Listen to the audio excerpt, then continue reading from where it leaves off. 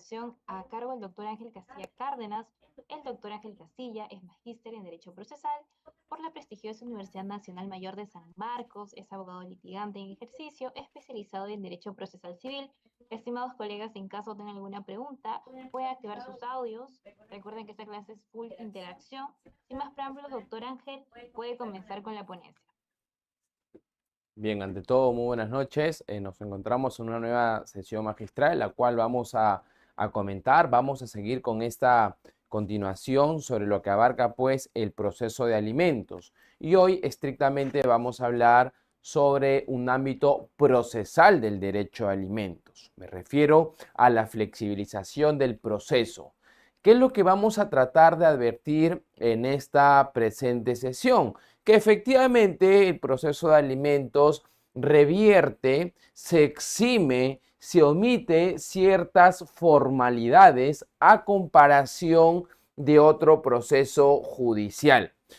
Y muchos se preguntarán el por qué, o de repente la respuesta es obvia. En el proceso de alimentos se omite la flexibilización, se permite la flexibilización al momento de entablar la demanda, toda vez que tiene como primacía, tiene como punto de partida el interés superior del niño y del adolescente.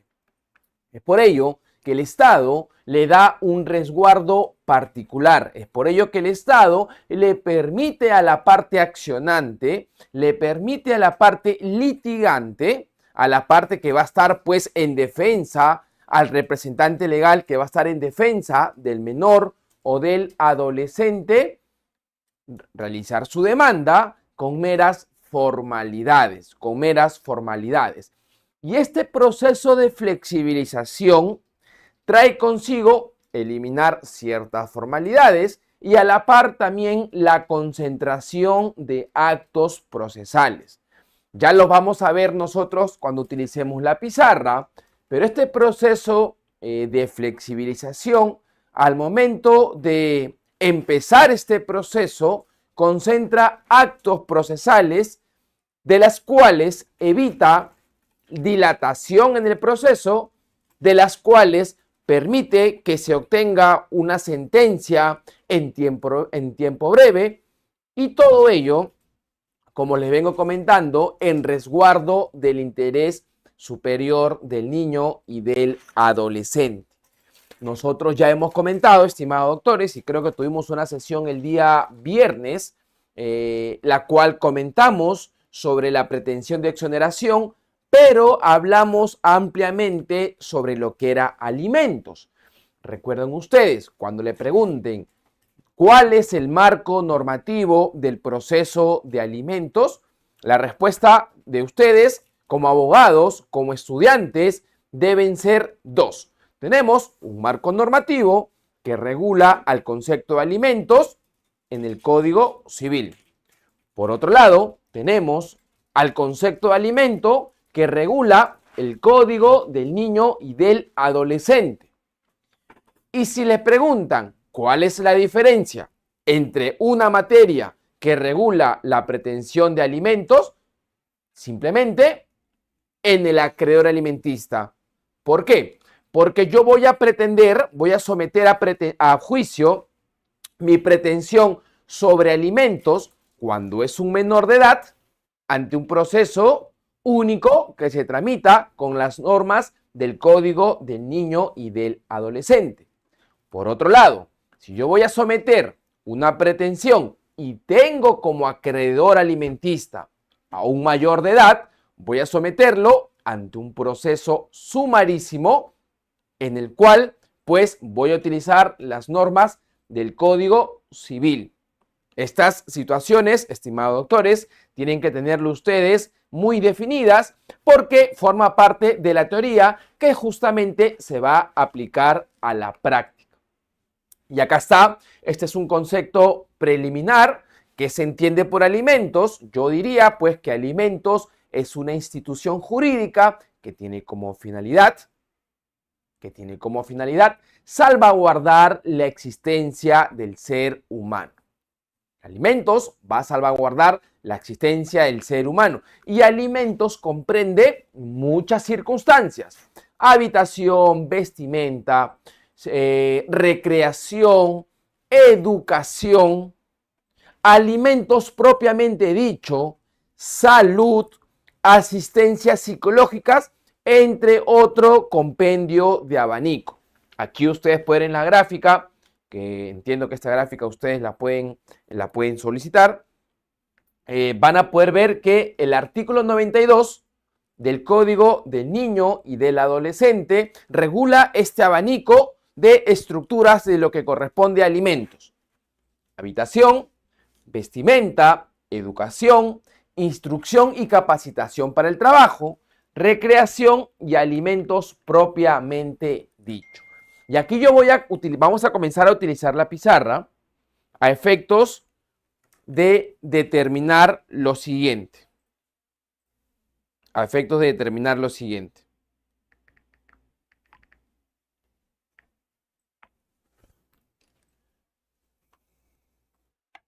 Habíamos comentado nosotros que en base a qué criterios el juzgador, en base a qué criterios el Poder Judicial, el juez, fija una pensión de alimentos. Y para ello, nosotros tenemos en cuenta que a efectos de solicitar una pensión de alimentos, yo tengo que ver dos puntos relevantes. El primer punto es la necesidad del acreedor alimentista. La necesidad del acreedor alimentista. ¿Este es un aspecto relevante? Sí. Y aquí voy a detenerme y voy a hacer mucho énfasis. Justamente hoy día tuve que hacer una apelación sobre un proceso de alimentos, la cual era una demanda debidamente escasa en motivación y vulneraba, y señalo como agravio también, la falta de valoración conjunta de las pruebas, que estos han sido mis dos agravios, la escasez de motivación, la falta de motivación y la falta de valoración conjunta de las pruebas. Pero me traen acotación, y justamente lo recordaba para comentarlo hoy, que si bien es cierto, el principio general, si yo voy a pedir una pensión de alimentos sobre un acreedor menor de edad, su necesidad, yo tengo que demostrarlo. Yo tendré que demostrar la necesidad de ese acreedor alimentista menor de edad, o la norma me indica que esto se presume. La norma que me indica aquí, que la necesidad del acreedor alimentista, vamos a ponerlo acá, si es un menor de edad, yo voy a presumir. ¿Por qué voy a presumir?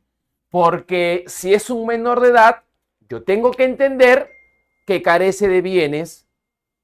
Yo tengo que entender que se encuentra en un estado de necesidad. Tengo que entender que carece de bienes propios, que carece de bienes sociales porque no está casado, porque es un menor de edad y no puede contraer este acto jurídico del matrimonio. Yo tengo que entender también que depende del sostenimiento de sus padres. Por eso es que las normas del Código Civil me indican, por si acaso, si tú quieres interponer una demanda de alimentos sobre un menor de edad, esto se presume. Ok. Sin embargo, yo aquí siempre determino, o siempre al momento de hacer una demanda de alimentos, sugiero que aquí pues se coloque un cuadro de detalles. ¿Y por qué digo eso?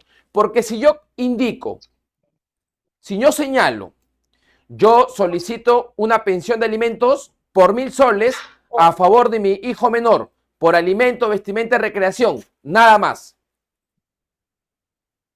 No cuantifico estos extremos que me señala el artículo 92 del Código del Niño y del Adolescente, ¿yo cómo determino las necesidades reales de ese menor? Yo le doy hincapié que la parte contraria pueda refutarlas. Yo doy hincapié a que el juez de repente me expida un monto menor o un monto mínimo, porque efectivamente no los he detallado. Entonces aquí, si bien es cierto, la norma indica que las necesidades del menor se presume, lo ideal pues es hacer un cuadro detallado.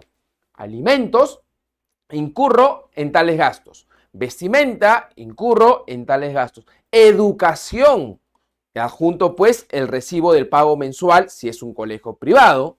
Las actividades adicionales deportivas, de baile, curriculares, entre otras, pues yo voy a consignar aquí en el cuadro detallado. ¿A efectos de qué? De yo indicarle al juez cuál es el real promedio mensual de gastos incurridos sobre el menor. Y aquí también hay que tener en cuenta lo siguiente. Y aquí yo pregunto, ¿quién es el responsable de pasar alimentos a favor de la acreedora alimentista? ¿En base a quién o sobre quién recae esta obligación de otorgar una pensión de alimentos a favor de la acreedora alimentista? ¿Quién será el único responsable o los responsables? Si bien es cierto, aquí estas necesidades de la acreedora alimentista la va a cumplir el obligado principal. El papá, pues. ¿Perdón? Si quieren participar, chicos, encantado, ¿ah? Ustedes tienen ahí, aquellos que están, creo que en el Zoom, en el Meet, tienen la facilidad de que su audio esté activo para todos. Si quieren intervenir. Sí está activo, ¿verdad? Si está activo, genial. Ustedes intervienen y si es que tienen que aportar algún comentario, alguna respuesta, los escuchamos todos. Yo les preguntaba esto porque quiero ver justamente cuál es la óptica. ¿Quién es el responsable de cumplir? ¿Quién es el responsable de cumplir con la obligación del sostenimiento, paréntesis, alimentos, hacia la acreedora alimentista? ¿Solamente uno de los padres o ambos padres? La demanda se dirige contra el padre, ¿verdad? O contra la madre que no tiene la tenencia. Y ese se constituye como obligado. Correcto. Entonces, mediante una sentencia o mediante un acta de conciliación, uno de los padres va a tener que aportar. Sin embargo, no olviden que la obligación recae en ambos padres. La obligación recae en ambos padres. Y esto está consagrado en la norma si ustedes revisen el artículo 93 del Código del Niño y del Adolescente. Ustedes van a poder advertir que indica la obligación de prestar alimentos le corresponde a ambos padres, doctor, pero yo le estoy demandando a él y él debe cumplir con el 100%. Toda la soberanía. Él debe cumplir con el 100%. Ok, eso tú tendrás que especificarlo en tu demanda siempre y cuando la parte demandante pues ejerce el trabajo doméstico, que también es considerado como una aportación económica. Pero recuerden, sea de esa forma o no, la obligación del sostenimiento de alimentos sobre la acreedora alimentista recae en ambos padres. Y esto está en el artículo 93 del Código del Niño y del Adolescente. ¿Ok? Ahora, otro punto a tallar aquí es que la pensión de alimentos no solamente se va a fijar en la necesidad del acreedor, sino también se va a fijar como punto número 2 en las posibilidades, en la posibilidad del obligado. Y esto es muy importante porque no basta con decir las necesidades de mi hijo o de mi hija ascienden a la suma de 8.000 soles. Ok, pero hay que ver el otro horizonte.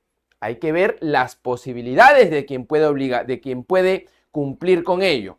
De repente, el obligado principal pues tiene una incapacidad física o mental debidamente comprobada, que ni siquiera pueda subsistir a sus propias necesidades.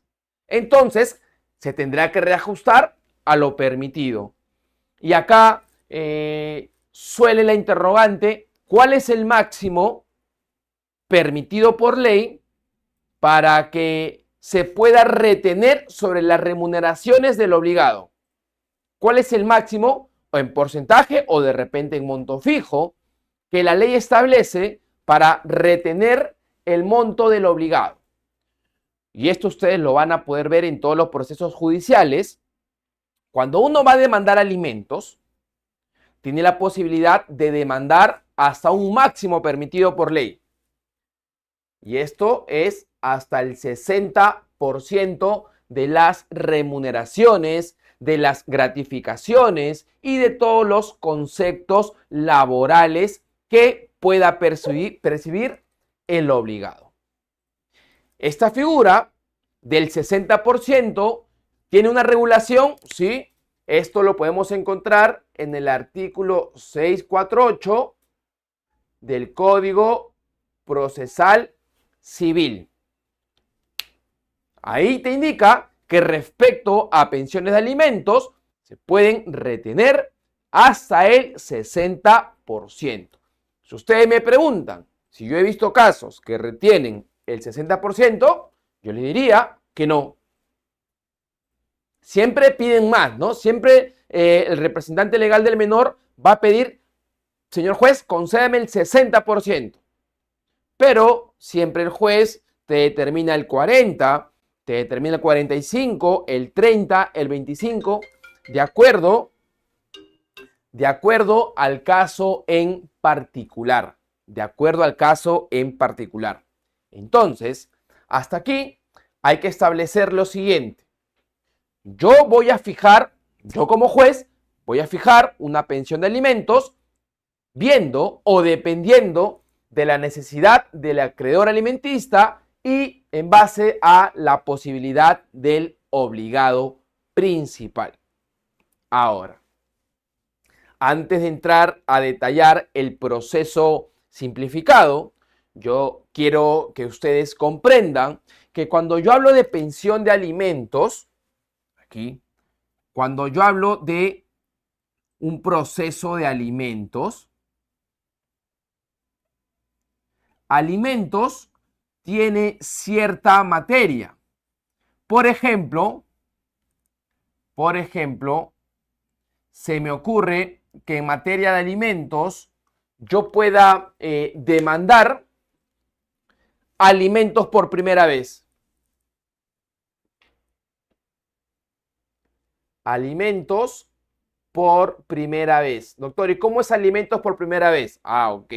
Quiere decir aquí que por primera vez tú vas a acudir al juez para que el Poder Judicial te determine una pensión, ya sea por un porcentaje o un monto fijo. Doctor, me he separado con mi pareja, hoy, mañana queremos ir al Poder Judicial a efectos de que se consigne una pensión de alimentos. Ok, esta es demanda por primera vez. Esto es una demanda por primera vez. Otra de las pretensiones en materia de alimentos, y justamente para que ustedes vean que estos alimentos no es de manera limitada, y esto lo vamos a comentar ampliamente en el curso especializado que justamente iniciamos el 7 de abril, la cual vamos a hablar 5 o 6 sesiones de puro pretensión de alimentos, parte teórica y parte procesal. En alimentos como materia también vamos a encontrar nosotros al aumento de pensión de alimentos. También vamos a encontrar aquí la reducción de una pensión de alimentos. Por otro lado, y esta es una de las figuras que también son usuales, cuando se quiere proteger a varios acreedores alimentarios y cuando no se quiere excluir a ninguno y cuando existe pluralidad de acreedores alimentarios, el prorrateo. ¿Qué otra figura podemos tener en pensión de alimentos? Aumento, reducción, prorrateo, el que hablamos la semana anterior, la exoneración de una pensión de alimentos. Y así como hay exoneración, también hay pues la extinción de la pensión de alimentos. La extinción de la pensión de alimentos. Ahora, en base a estas dos, yo tendría que hacer un marco de diferencia, porque la extinción tiene que ver aquí con la realización de un hecho natural, es decir, con la muerte. Doctor, ¿cuándo yo voy a extinguir mi obligación de prestar alimentos? Cuando se produzca la realización de este hecho natural llamado la muerte. ¿De quién? ¿Del obligado o del acreedor? Ahí prospera la extinción. En cambio, la exoneración, yo voy a pedir la exoneración cuando desaparece, aquí cuando se elimina el estado de necesidad del acreedor alimentista. Se me ocurre cuando cumplí la mayoría de edad. Se me ocurre cuando las posibilidades de este obligado han disminuido por alguna incapacidad física o mental que ponga en peligro su propia subsistencia. Entonces aquí voy a pedir la exoneración. Y cuando yo no tenga trabajo o cuando mis ingresos disminuyan, es decir, ganaba 5.000, ahora estoy ganando 2.000 soles, voy a pedir la exoneración. En este caso, yo voy a pedir la reducción. ¿Cuándo pido la reducción? Cuando las posibilidades del obligado se reduzcan, disminuyan. Caso contrario, yo voy a recurrir a pedir el aumento cuando las posibilidades del obligado aumenten, vayan de forma ascendiente. Y esto obviamente beneficia al acreedor alimentista. Y como ya le comentaba, el prorrateo. ¿Qué significa el prorrateo? En primer lugar, aquí hay un factor determinante. Para el prorrateo, sí o sí tiene que existir una pluralidad de acreedores. ¿Y qué establece? Una pluralidad de acreedores? Se me ocurre. Yo tengo hijo 1 que tiene el 40%. Tengo un hijo 2 que a través de otra sentencia le dieron el 20%. Y por ahí pues se me ocurre tener un hijo 3. Este hijo 3 tranquilamente no va a poder obtener ningún porcentaje porque estos dos primeros ya superaron ya llegaron al 60%. Entonces, ¿qué hay que hacer aquí? La representante legal de este hijo, del hijo 3, tendría que interponer un prorrateo para que estas pensiones se reajusten y se incluya a este acreedor. El prorrateo tiene esa finalidad, que los acreedores puedan concurrir conjuntamente a una pensión de alimentos sin que excedan el 60% establecido por ley.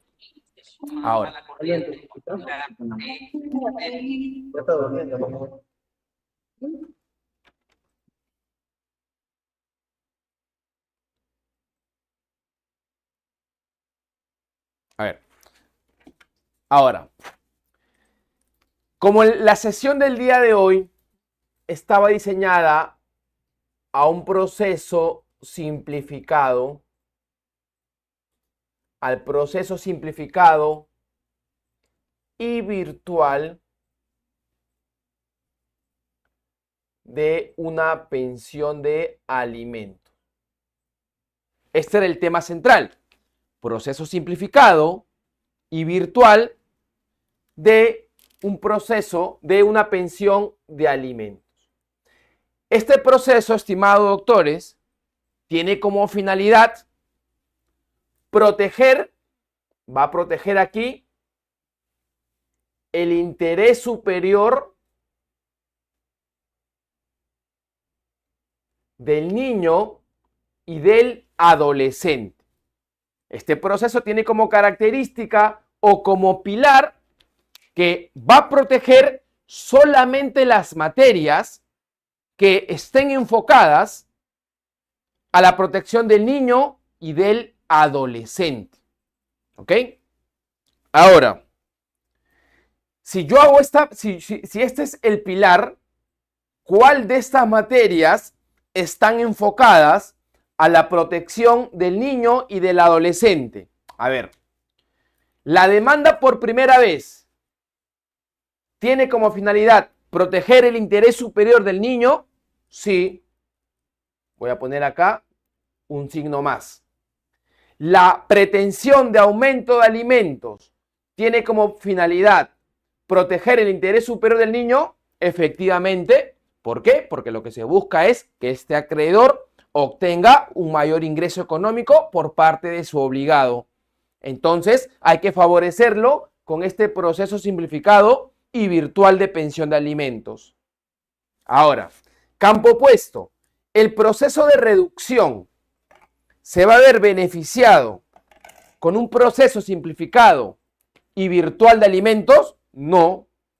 ¿Por qué? Porque este proceso tiene como finalidad que justamente la pensión que viene obteniendo este acreedor alimentista se reduzca, y de repente lo puede lograr si es que hay razones justificadas, si es que hay razones que lo ameritan, pero en todo caso no contribuye al bienestar del niño o del adolescente. ¿El prorrateo se va a beneficiar con este tipo de proceso? No, porque recuerden ustedes cuál es la finalidad, que las pensiones anteriores se reajusten, es decir, disminuyan a efectos de que los demás acreedores puedan concurrir hasta siempre y cuando no superen el 60% de las remuneraciones del obligado. Pero va a haber un reajuste para los otros, ¿correcto? Por lo tanto, no se va a beneficiar con este proceso simplificado y virtual de pensión de alimentos. La exoneración, menos, porque la exoneración tiene como finalidad extinguir o quitarte tu obligación a que pases alimentos. Por lo tanto, aquí no te ventila, no te protege, no te resguarda ningún interés superior. La extinción en el mismo sentido. En síntesis, los procesos que se van a beneficiar o las pretensiones que se van a beneficiar con un proceso simplificado. ¿Qué quiere decir un proceso simplificado? Un proceso corto, un proceso célere, un proceso que permita la simpleza de formalidades, un proceso que permita la exoneración o que se te exima de ciertas formalidades al momento de entablar tu demanda. Van a ser la demanda por primera vez y el aumento. Estas dos van a estar beneficiadas con este proceso simplificado y virtual de alimentos.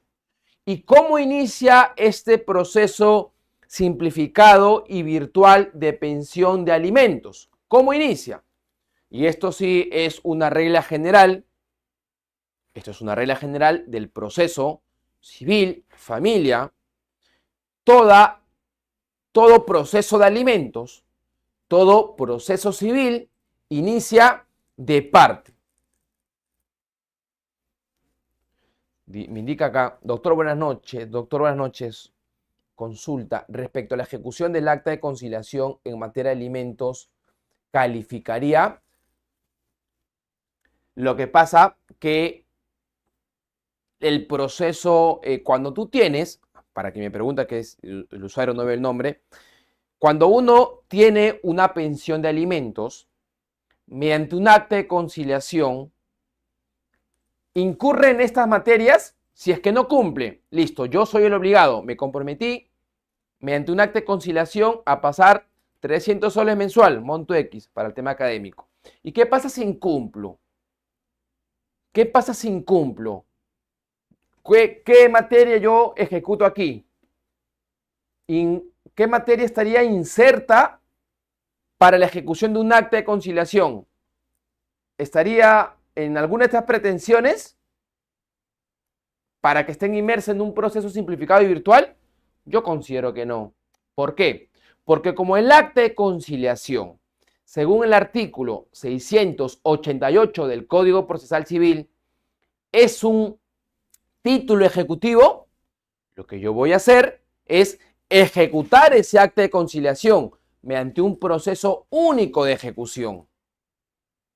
¿Por qué? Porque justamente esa acta de conciliación es un título ejecutivo, tiene un mandato ejecutivo. Artículo 688 del Código Procesal Civil, inciso 1. Por lo tanto, no entraría en este proceso simplificado y virtual de alimentos.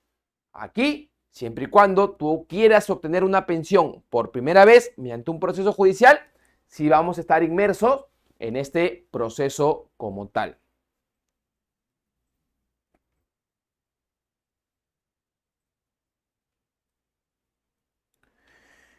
Y yo les venía comentando,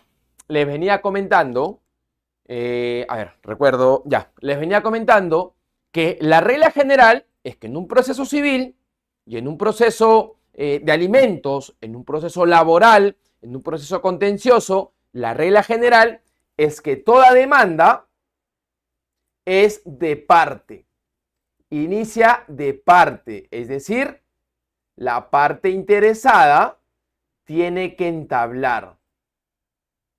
La parte interesada tiene que accionar. La parte interesada tiene que someterle al juez el conocimiento de su pretensión, el conocimiento de su conflicto de interés. Ahora, esta demanda, y acá ya entramos un poquito al proceso simplificado y virtual, revierte, como ya les comento de manera reiterada, ciertas flexibilizaciones. ¿Cuáles son unas de las flexibilizaciones o de las omisiones en esta demanda de pensión de alimentos? Que esta demanda, estimados doctores, primero, el demandante o la demandante que quiera demandar alimentos no va a pagar tasas arancelarias. No va a pagar tasas arancelarias. ¿Y como qué tasas arancelarias no pagaría el demandante o la demandante? No pagaría tasas por ofrecimiento de pruebas. Tampoco va a pagar cédulas De notificación. Correcto, de notificación. ¿En todos los casos o hay alguna excepción? En todos los casos no voy a pagar tasas o cédula de notificación en alimentos, salvo, y esto grábenselo bien, salvo que la pretensión económica, porque alimentos es una pretensión económica, ¿verdad? Porque reviste un quantum patrimonial, dinero. Salvo que esa pretensión supere las 20 URP. Doctor, si yo demando 1.000 soles, ¿pago tasa? No. Pero si yo pretendo un monto económico que superen las 20 URP, ahí sí voy a pagar tasas por ofrecimiento de pruebas y cédulas de notificación. notificación. ¿Qué otra flexibilización yo tengo al momento de entablar esta demanda? No requiero firma de abogado. Y esto está en el artículo 424 del Código Procesal Civil. Ustedes lean el inciso 10 u 11, si no me equivoco, del 424 del Código Procesal Civil, requisito de una demanda, indica que la demanda, por regla general, debe ir suscrita por su apoderado y por su abogado, salvo en los casos de alimentos que se permite la omisión de la firma del abogado. Tanto es así que incluso para una demanda de alimentos, yo la puedo interponer ante el juez mediante un formulario electrónico. Mediante un formulario electrónico. Ahora, en esta demanda, aquí pues hay que consignar el correo electrónico. Es más, nos piden muchas veces el número de celular de la parte demandada. ¿Por qué? Porque también hay casos en los cuales se demanda por el WhatsApp, sí se ha empleado y se establece una notificación válida. ¿En base a qué? A que se protege el interés superior del niño y del adolescente. Entonces, miren aquí las flexibilizaciones. Las flexibilizaciones que se pueden ver, sí, ahora de manera más detallada. Si yo borro esto,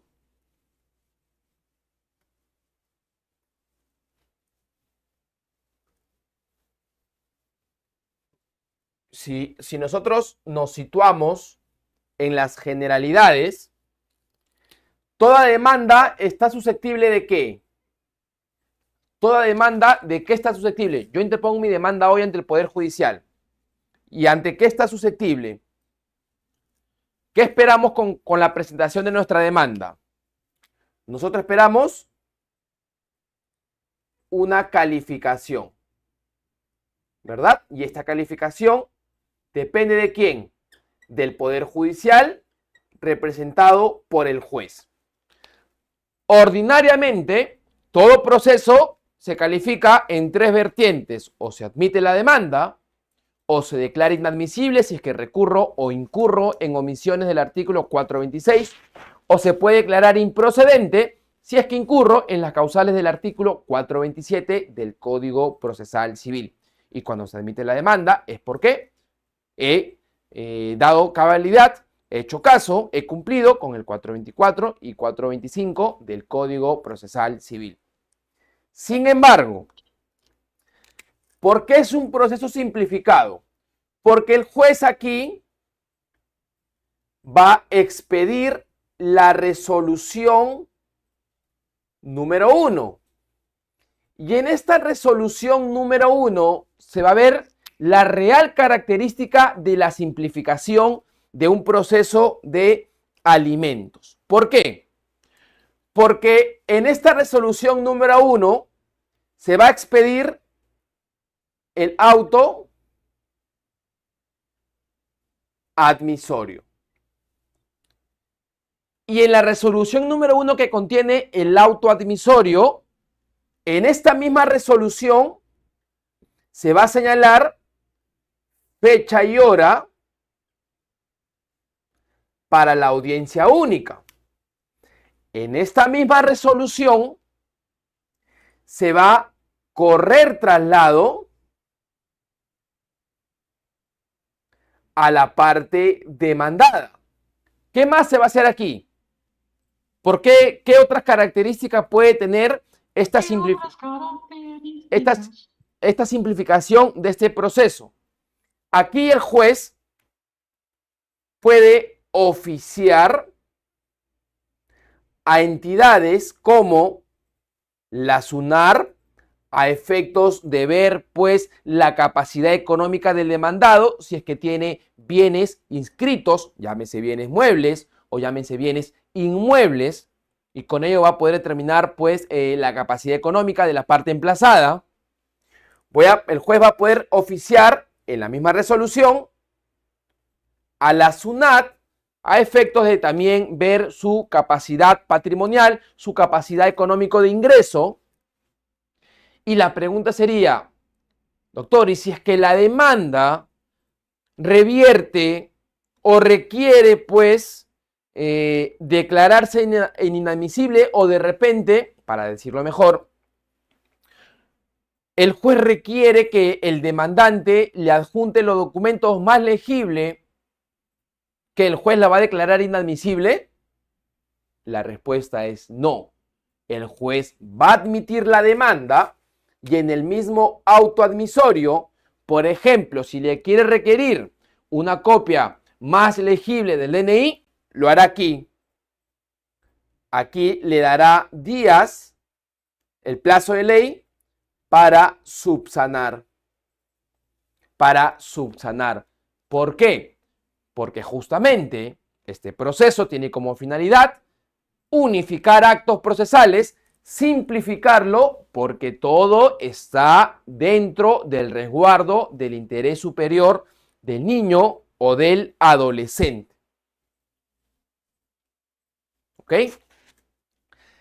Esta es la característica primordial del proceso simplificado, que en la misma resolución número 1, que es el auto admisorio, se señala fecha para audiencia, que tiene que ser a los 10 días siguientes, se corre traslado al demandado, el juez oficia a la SUNAT, el juez oficia a la SUNAT, el juez, en caso considera que deberías adjuntar algún documento adicional o más legible, te va a dar 3 días o el plazo de ley para que tú subsanes, pero en ningún momento el proceso se detiene. El proceso no se detiene en ningún momento. Ahora, llegó el momento de la audiencia única. Y esta audiencia única,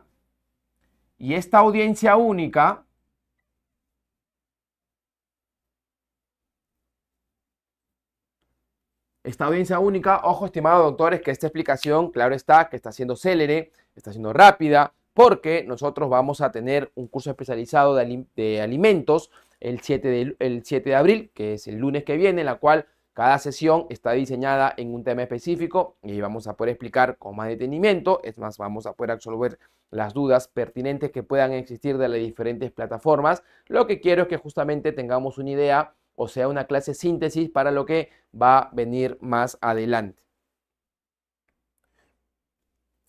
Entonces, cuando llega esta audiencia única, se va a tramitar en base a las reglas del proceso bajo el sistema de la oralidad. ¿Cómo es esto? Esta audiencia única, ¿cuál es la característica primordial de una audiencia única? Que tiene como finalidad concentrar actos procesales. Entonces, en la audiencia única va a iniciar con los alegatos de apertura.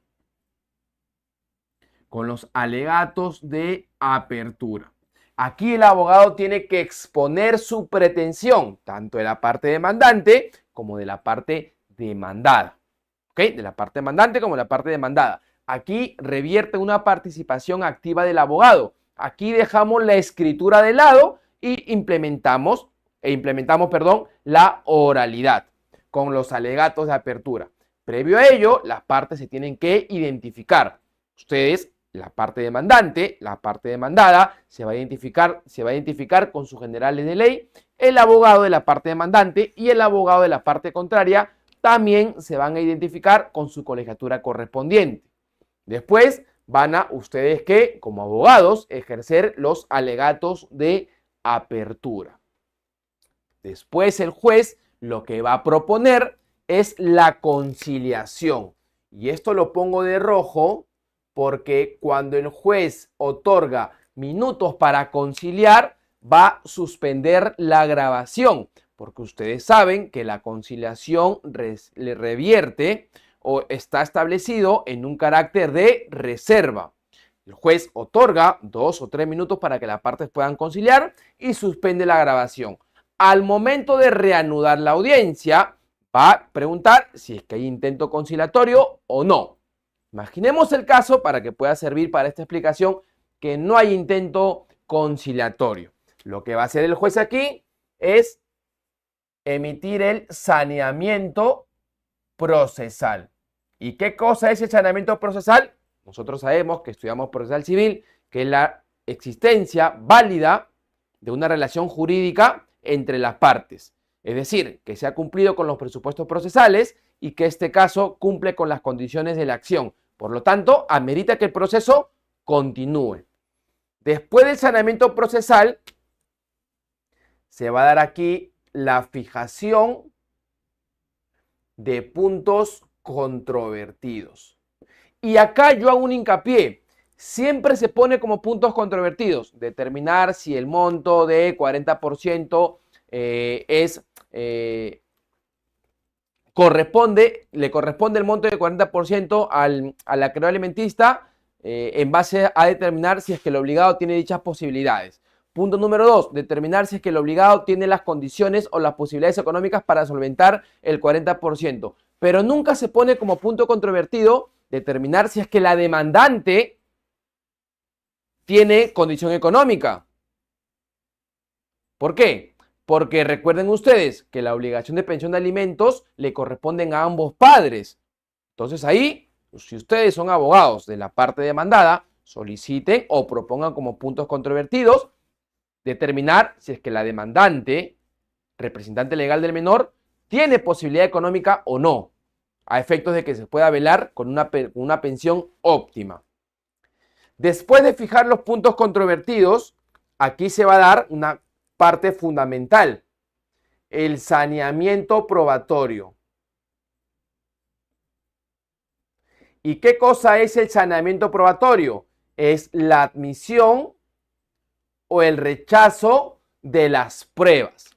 Fundamental, porque ustedes saben que las pruebas son aquellas pertinentes, conducentes, útiles, lícitas, que van a coadyuvar a resolver el punto controvertido. Y si el juez me rechaza pruebas, le está quitando o está debilitando mi teoría del caso. Entonces lo ideal aquí es que el juez admita todas las pruebas, siempre y cuando sean útiles, sean pertinentes y que coadyuguen a resolver el punto controvertido. Después se va a dar la actuación de las pruebas. La actuación de las pruebas que solamente han sido admitidas. Se van a actuar solamente las pruebas que han sido admitidas, las pruebas que van a coadyugar al caso. Y va a acabar esta audiencia única con los alegatos de clausura. Esto se conoce como el informe oral. En el sistema tradicional, el informe oral, el informe de cierre. Con el sistema de la oralidad, alegatos de clausura. Ya no tenemos aquí que parafrasear lo que ya está en la demanda o lo que está en la contestación, sino tenemos que dar puntos claves en base a las pruebas que se han actuado y en base a nuestra pretensión. Hay que aprovechar estos minutos que tenemos de alegatos de clausura. Y otra característica de este proceso de simplificación es que en la misma audiencia se puede sentenciar. Y en esto se basa la celeridad de este proceso de alimentos. Aquí el juez puede dar a conocer su fallo si de repente solamente dicta su fallo y se reserva a notificarte en los 3 días posteriores el íntero de la demanda. Pero ya tú conociste si tu demanda fue declarada fundada, infundada o de repente fundada en parte. Y como la sentencia la parte resolutiva fue dictada en la audiencia, y como yo les comentaba que esto está en base al sistema de la oralidad, que el abogado debe tener una conducta muy activa, aquí, si es que lo consideras en el plazo, en la misma audiencia, vas a apelar.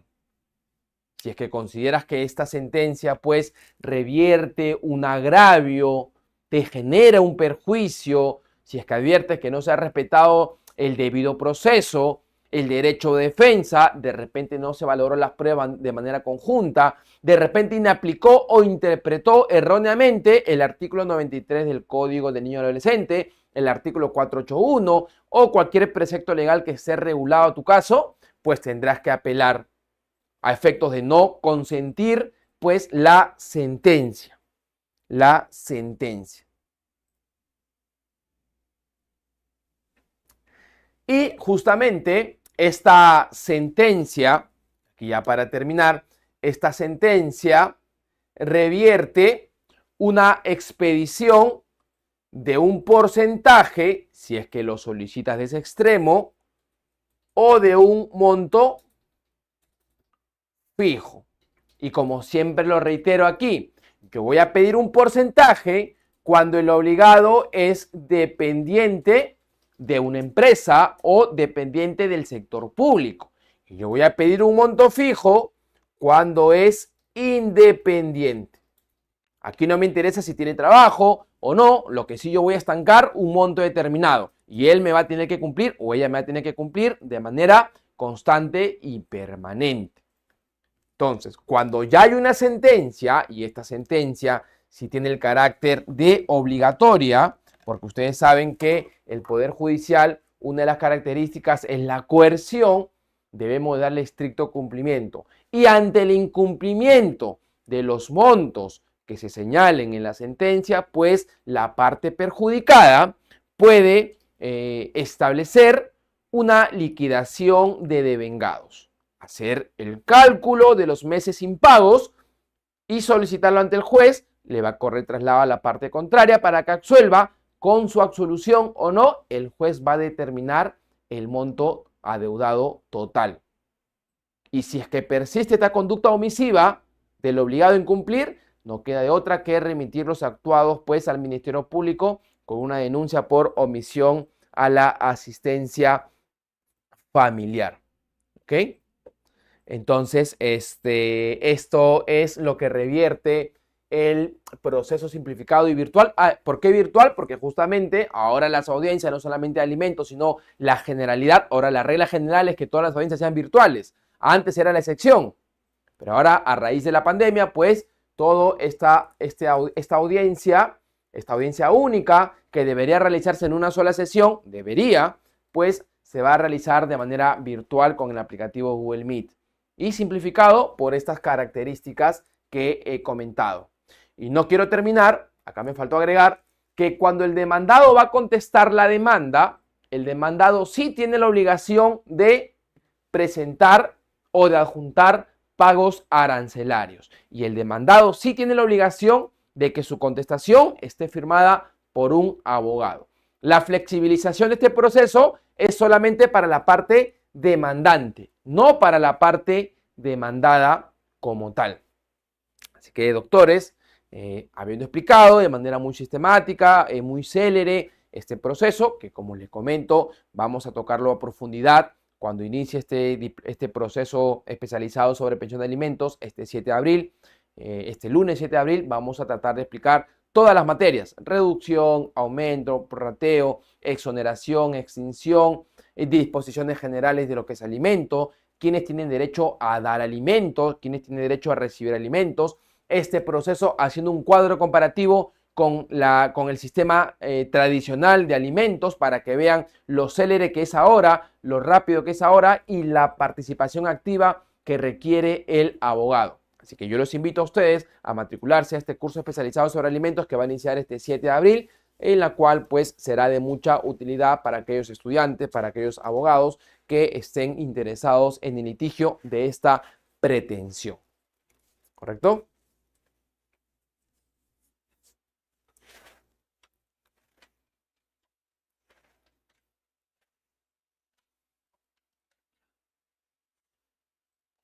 Gracias, doctor, por su excelente ponencia. Estimados colegas, vamos a pasar a la ronda de preguntas. Si tienen una última duda, pueden aprovechar estos últimos minutos que nos quedan. En este caso, nuestra colega Jessica nos mencionaba: doctor, ¿podría explicar cómo se define el concepto de vida digna para un menor de edad para la pensión de alimentos? ¿Y qué criterios se toman en cuenta para determinar esta pensión? A ver, hay que tener en cuenta que el acreedor alimentista tiene derecho a que sus progenitores tengan esa obligación de poder satisfacer sus necesidades. ¿Y qué establece una vida digna? Es una vida en la cual este acreedor alimentista tenga derecho a alimentos, tenga derecho pues a una vestimenta, tenga derecho a educación, tenga derechos a recreación, que es uno de los aspectos muchas veces criticados y que la parte contraria quiere omitirlo, tenga derecho a la salud y entre otros factores. ¿A efectos de qué? De que contribuyan con el bienestar social, con el bienestar emotivo y pues pueda desarrollarse dentro de la sociedad sin ningún problema. Para ello, desde que nacen, se tiene la obligación de poder asistirlos por parte, como lo reitero, de sus progenitores, ello al amparo del artículo 93, que la obligación recae sobre ambos padres. Muchas gracias, doctor. Con eso estaríamos terminando esta ronda de preguntas. Muchas gracias, colegas, por estar interactuando, participando. Doctor, tenemos una última pregunta. Nuestra colega Benavides nos señala, en el prorrateo de alimentos lo puede interponer el obligado alimentario y el acreedor alimentario. Además, ¿se puede poner un ejemplo, por favor? Claro, en el prorrateo de alimentos, ¿cuál es la finalidad del prorrateo? Proteger con un monto económico, ya sea en porcentaje o monto fijo, al acreedor, a uno de los acreedores alimentarios que ha sido excluido. En este caso, ¿quién lo puede proponer? La representante legal de ese acreedor excluido o también el obligado principal. El obligado puede decir, yo tengo dos procesos judiciales, las cuales ambos me suman el 60%, sin embargo, tengo un tercer hijo y quiero, señor juez, que él pueda también concurrir con partes o con un porcentaje en la retención para que no superen siempre y cuando el 60%. Entonces, como todo está en pro del interés superior del niño y del adolescente, lo puede solicitar la representante legal de ese acreedor o también el obligado principal.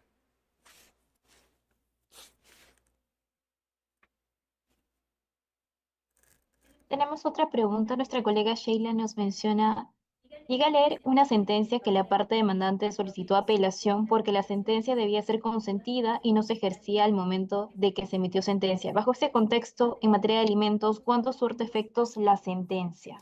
Bien, en este caso la sentencia en materia de alimentos surte efecto, pues cuando se expide la sentencia y la parte quiere apelar, no es con efectos suspensivos, ojo. El desarrollo o la eficacia de la sentencia o el monto expedido de la sentencia tiene su finalidad, surte efecto, a pesar de que la parte contraria haya apelado. ¿Y esto por qué? Porque revierte un principio que ustedes siempre deben recordar, el interés superior del niño y del adolescente. En otras pretensiones, sí conceden la apelación con efectos suspensivos y paralizan la eficacia. En alimentos no. A pesar de que apela, igual el monto determinado le corresponde al niño hasta que el superior pues lo confirme o de repente lo revoque.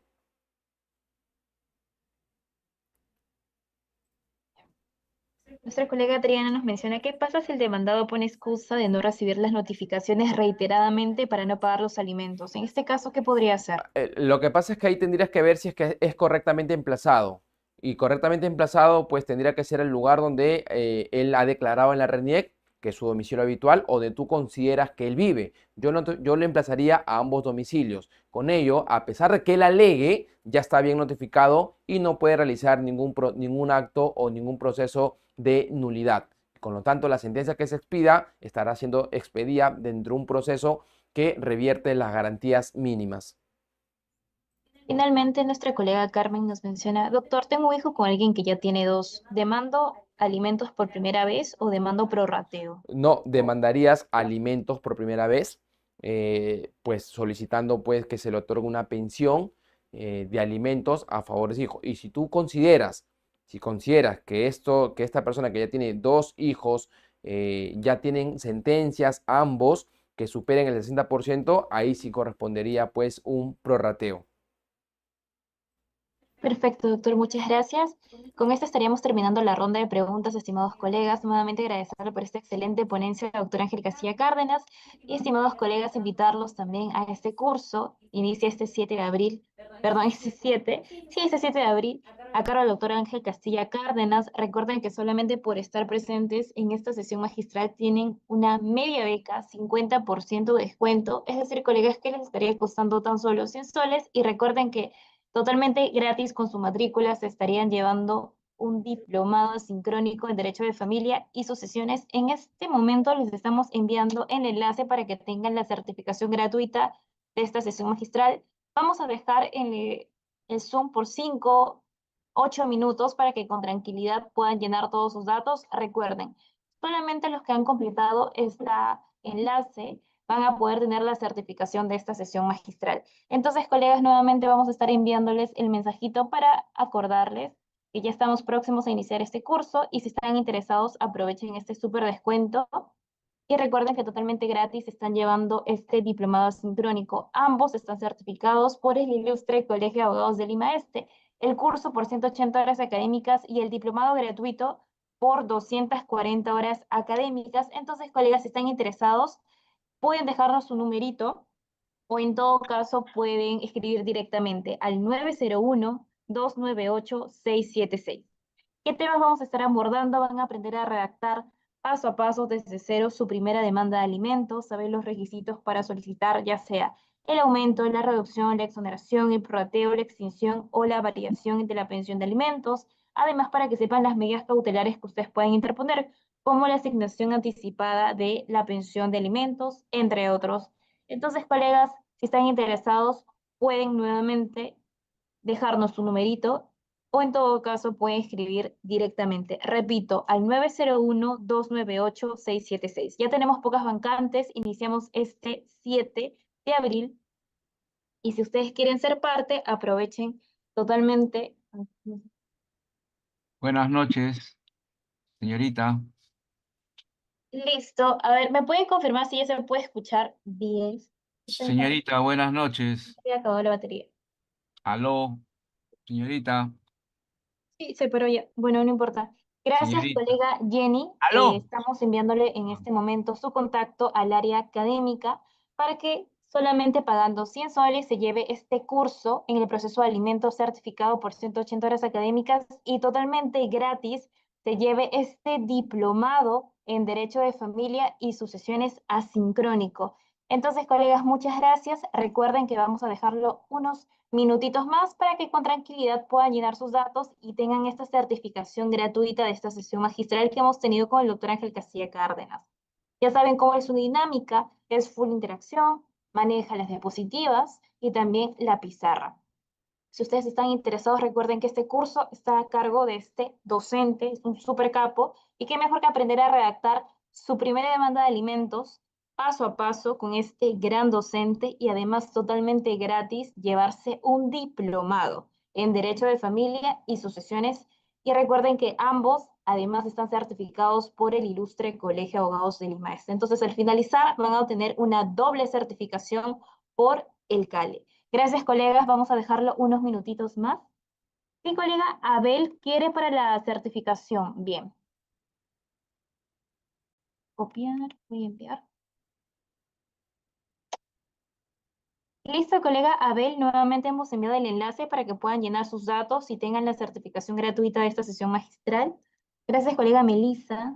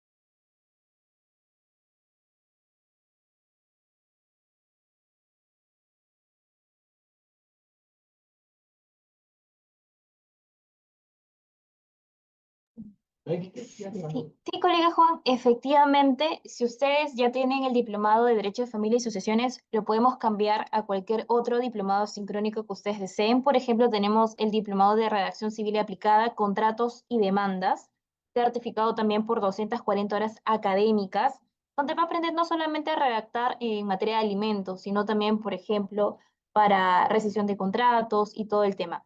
Ahí los docentes son el doctor Iván Palacio Zorrilla, Evelyn Castro, el doctor Ángel Castilla Cárdenas también, entre otros docentes. Entonces, repito, colega Juan Daniel, Si ustedes ya tienen este diplomado en Derecho de Familia y Sucesiones, pueden escoger cualquier otro diplomado asincrónico, certificado también por 240 horas académicas, para que apliquen este 2x1 pagando solo 100 soles.